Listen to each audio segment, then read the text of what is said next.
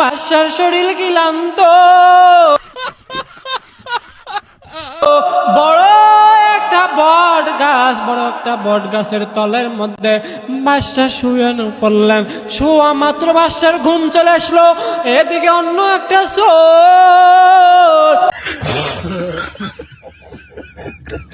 অন্য রাজ্যের মধ্যে বাদশা যখন শিকার করতে করতে অন্য রাজ্যের মধ্যে ঢুকে পড়ছে।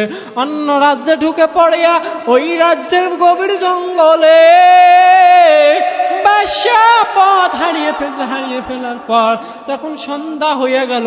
হওয়ার পর ওই বড় বট গাছের তলের মধ্যে বাদশা ঘুমিয়ে গেল।